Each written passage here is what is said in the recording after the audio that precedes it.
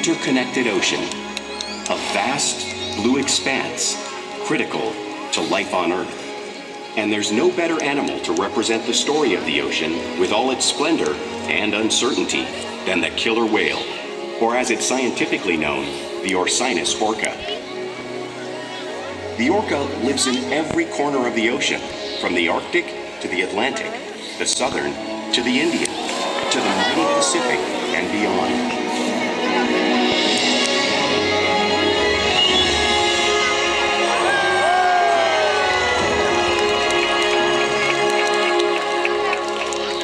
This whale's story is the ocean's story, and it is one we all share.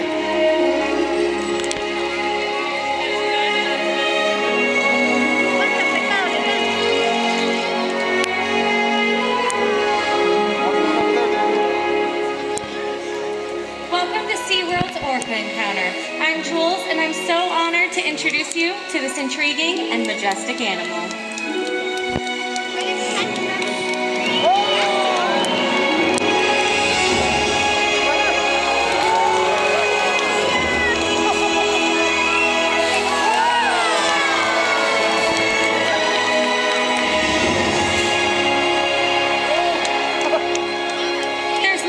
Seeing a killer whale up close and learning about them and their natural behaviors. We hope this orca encounter gives you a better understanding of these amazing animals and all that they represent.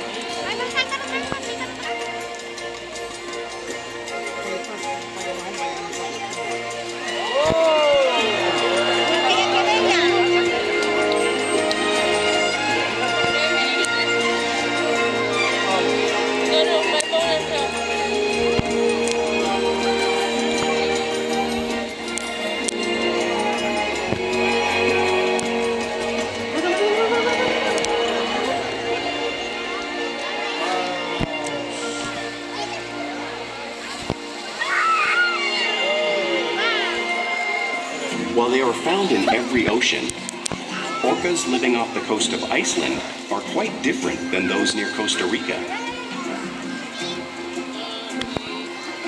In fact, there are at least 10 types or ecotypes of killer whales.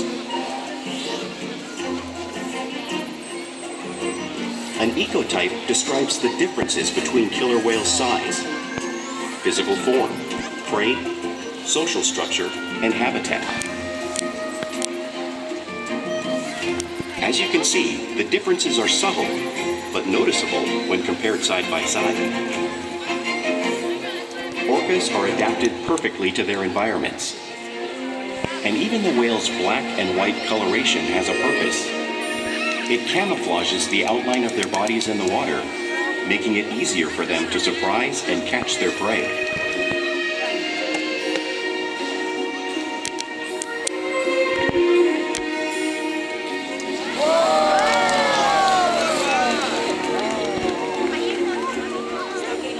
When viewed from above, the black of the whale blends in with the dark depths of the ocean.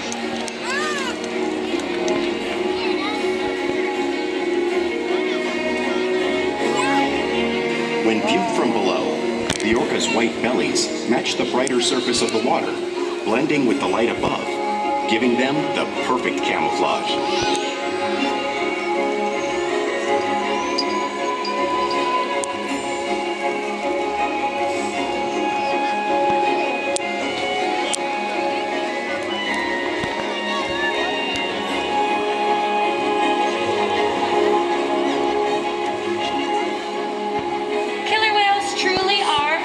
Wonder. And our whales here are going to help me show you some of their physical characteristics.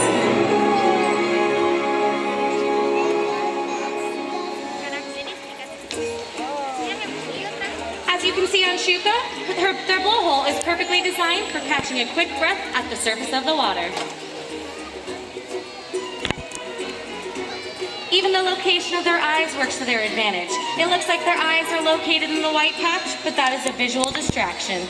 Their eyes are actually located in the black area just in front of the white patch, camouflaged from thrashing prey. The fin on the whale's back is a dorsal fin, and that is used to stabilize the whales as they swim and helps regulate their body temperature. flippers on either side of the whale's body are pectoral flippers, and those are used for steering and stopping. Pectoral flippers have 5 bony digits in them, just like the human hand.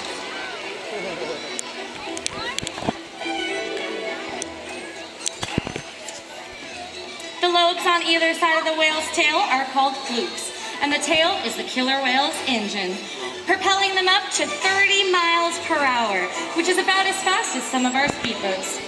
But they use the most power and swim the fastest when propelling their nearly 10,000-pound bodies up and out of the water.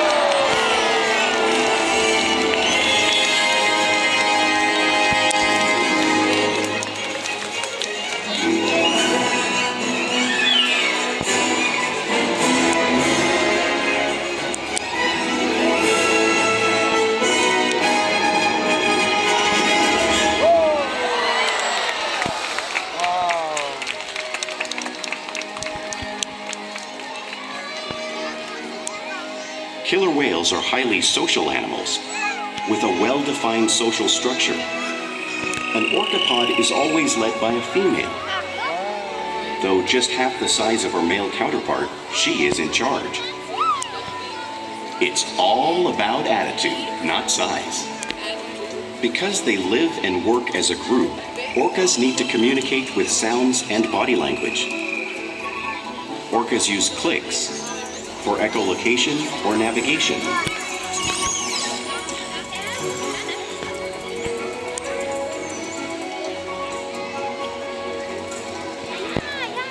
Whistles to socialize in the pod. And calls for group coordination and hunting.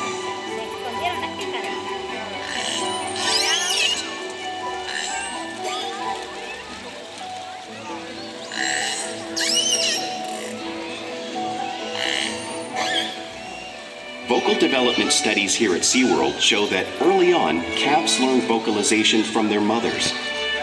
But as they grow, they learn from others close to them as well. This is a bottlenose dolphin call that Shouka learned and even taught other killer whales here at SeaWorld. In fact, orcas are the largest members of the dolphin family.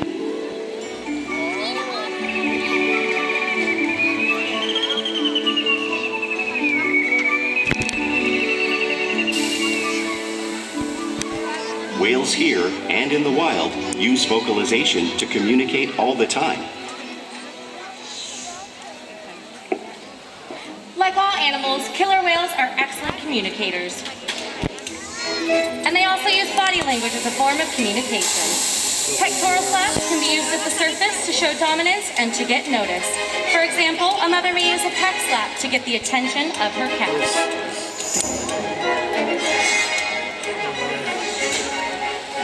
But if they really want to be heard, they reach.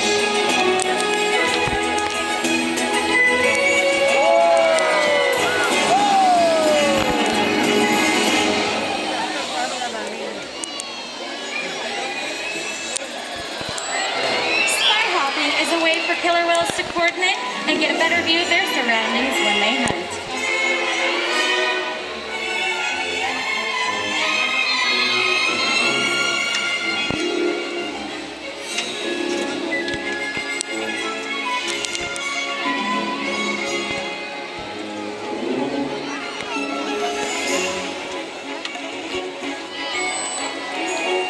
Fluke slaps is another form of communication that killer whales can utilize in the wild.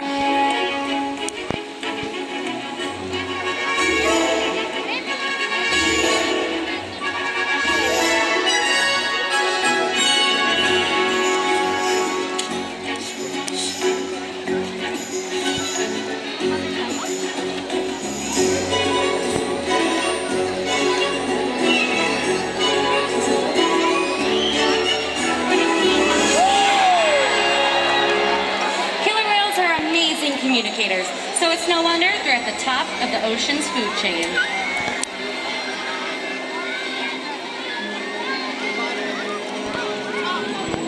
Killer whales work together to rear their young, protect their pod, and most importantly, pursue and catch their prey. Every day they cooperate to survive in the wild oceans of the world. The orca's hunting techniques are as varied as the whales themselves. Norwegian killer whales will circle herring, herding them together. The whales use sounds to coordinate with each other and to disorient the herring.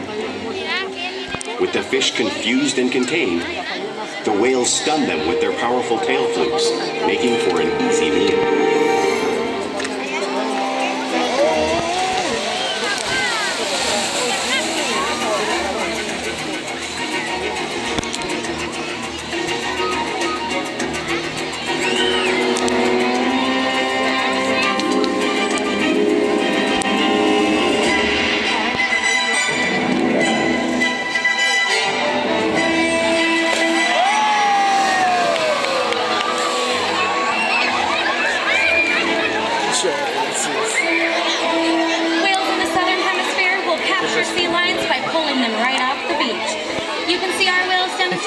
Right here.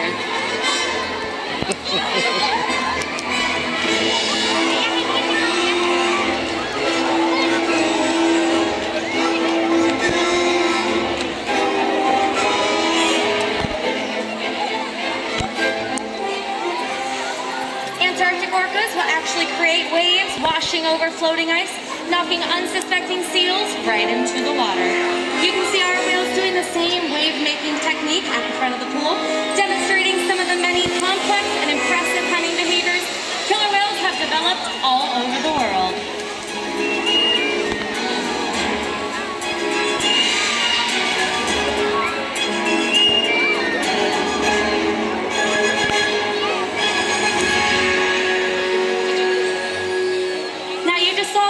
Crashing in front of you, but you really can't imagine the amount of water displaced until you've experienced it for yourself. Luckily enough for all of you, you all get the chance to feel the power of the killer whale. Watch out, here they come!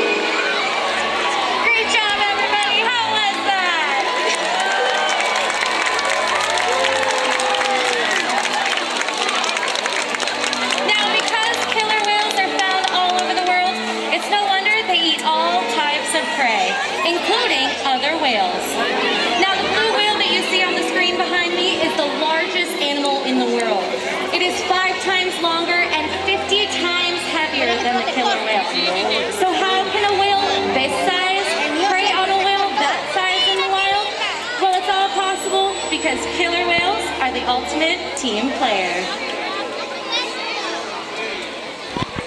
In this example, we see the larger male orcas surround a sperm whale, forming a perimeter, while the females continue to drive the whale forward until it reaches exhaustion. The calves then move in to join the adults in the group. Whatever their prey, killer whales always cooperate and hunt together, making them a highly successful predator.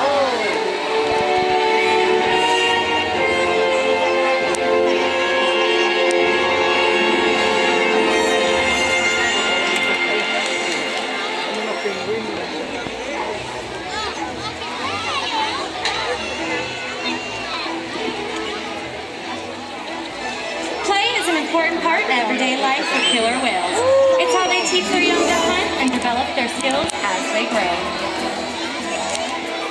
Killer whales show their playful side all the time in the wild. We see it here at SeaWorld all the time.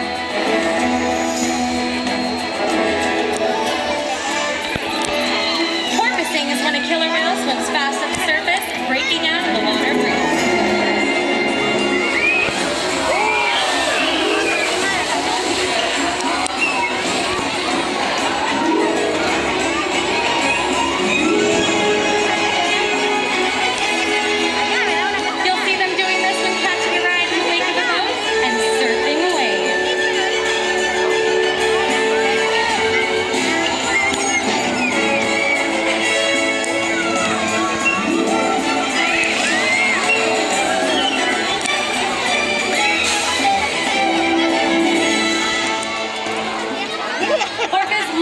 touch and will rub their bellies on rocks when they can. You'll see Makani doing this same demonstration right at the front of the pool.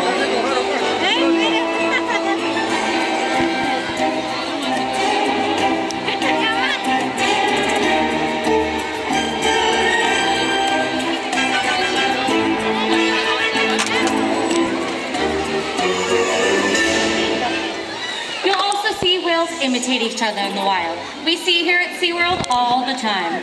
The whales are always mimicking and learning from each other.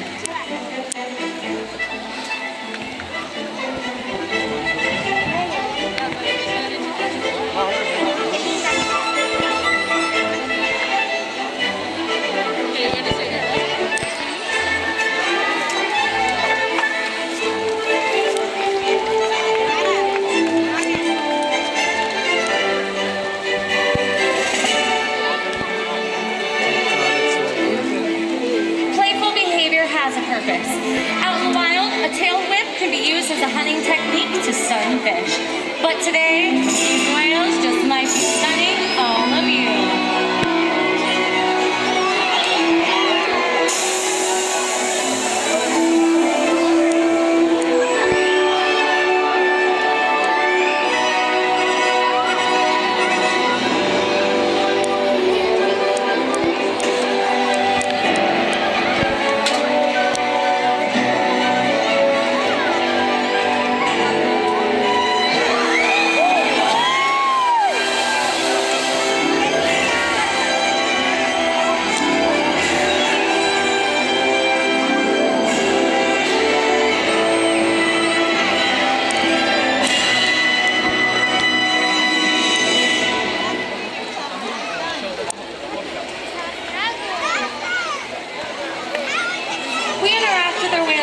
Every day, which allows us to build trusted relationships to help provide optimum health care, research, and quality of life.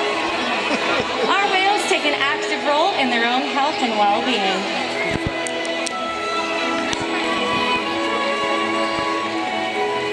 For example, we can ask our whales to present their tail to help us obtain a blood sample to check on their all-around health.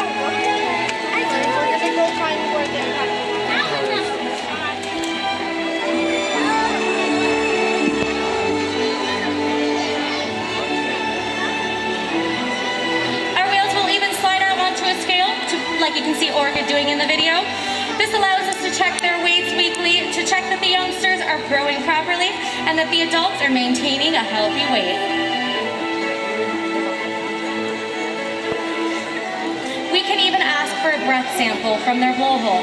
All of this is possible due to the trusted relationships we've built here day after day at SeaWorld.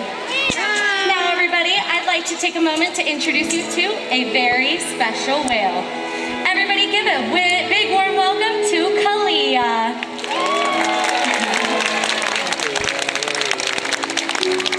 Now Kalia is joining the pool with her daughter Amaya and Amaya's dad Ulises.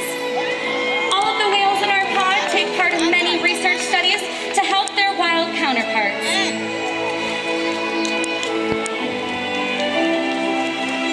Now we challenge our whales each and every day to help engage and stimulate their minds. Diet, exercise, and of course play all take an active role in to keep them in such great shape. The whales here at SeaWorld have helped killer whales in the wild by participating in many research studies. One ongoing study monitors the whale's heart rate and breathing to understand how marine noise pollution from ship engines and other sources affect wild populations. In another study, scientists from NOAA, the National Oceanic and Atmospheric Administration, took measurements of the killer whales living here, including pregnant whales. By comparing these measurements with drone footage of killer whales in the wild, scientists are able to monitor the wild population's nutritional and reproductive states. Other research has been done here at SeaWorld on the mother whale's milk composition. This research will help create an effective model to understand how toxins in the ocean impact wild killer whales and their milk supply. What we learn from the whales in our care every day is actively helping whales in the wild survive. And just by being here today, you've supported our rescue, research, and conservation efforts all around the world. If we work together, like the killer whale, we can protect the future of the Orcinus orca and this beautiful planet that we all share.